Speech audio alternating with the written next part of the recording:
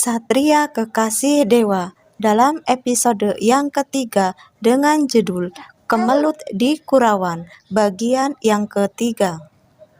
Dalam kisah yang lalu diceritakan, penduduk desa Kurawan marah besar karena kedatangan Arya Kamandanu dan juga Jambu Nada telah membuat keselamatan mereka terancam. Pragolopati dan kawanannya bermaksud hendak membakar rumah-rumah dari penduduk desa Kurawan. Penduduk desa Kurawan marah kepada Ki Buyut dan Ki Buyut dihajar oleh para warga. Hal itu memicu amarah Jambu Nada sehingga ia pun menunjukkan kepada warga bahwasanya ia bisa lebih ganas daripada pasukan Sekar Kecubung. Jambu Nada memberikan contoh bahwasanya ia bisa lebih dari Sekar Kecubung dengan cara melubangi pohon kelapa sehingga pohon kelapa yang sangat kuat itu roboh. Seketika wajah para pemuda yang awalnya beringas mendadak jadi pucat setelah menyaksikan kehebatan dari Jambu Nada. Jambu Nada kemudian berucap kepada semua orang yang ada di halaman rumah Ki Buyut, "Sepertinya kalian hanya akan mendengarkan orang yang mampu membuat kalian takut." Suara milik Arya Kamandanu mengisi di tengah-tengah ketakutan para warga. "Dengan kata-kata yang baik, kalian tak acuh.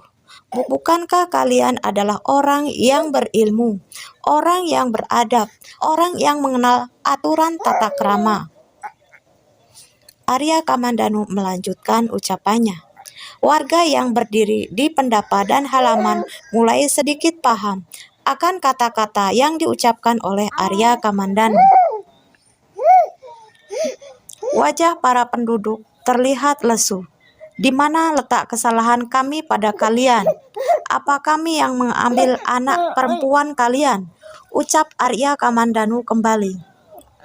"Apa aku salah jika tak terima dan berbuat kasar pada orang yang semena-mena mengambil gadis di pedukuhan ini? Yang aku lakukan hanyalah ikut menjaga pedukuhan ini. Kenapa malah justru kalian adili? Kalian malah menyalurkan kemarahannya pada kami, terlebih pada Ki Buyut, orang yang begitu berjasa besar atas pedukuhan ini. Harusnya kalian lampiaskan kemarahannya pada Pragolopati dan teman-temannya," ucap Arya Kamandanu berulang-ulang. "Apakah kalian takut? Bukankah dia juga manusia sama seperti kita, yang pasti dapat merasa sakit bila dipukul? Aku yakin dengan kalian bersama-sama kita mampu membuat Pragolopati takut untuk berbuat semena-mena. Bukankah sudah menjadi kewajiban kita bersama untuk menjaga desa ini dari orang-orang yang tidak bertanggung jawab?" Seketika itu, dada para pemuda desa Kurawan bergetar hebat. Mereka mencoba menilik diri sendiri. Bukankah orang yang lemah pun mengenal apa itu ilmu kanuragan untuk menjaga diri? Buat apa harus takut dengan padepokan Sekar Kecubung? Benar kata orang yang mereka anggap biang kerok itu, bahwa dengan bersama-sama tentu dapat melawan pasukan dari padepokan Sekar Kecubung. Andai pun binasa, bukankah itu mati yang mulia, membela tanah sendiri, tempat lahir sendiri, tempat dibesarkan, tempat bermain? Sudikah membiarkan orang lain begitu saja merusak tanah yang memberikan hidup kita selama ini? Kembali suara Arya Kamandanu terdengar di tengah-tengah kegalauan para warga. "Aku hanya ingin membela tanah kelahiran nenek moyangku. Di sini ayahku dilahirkan.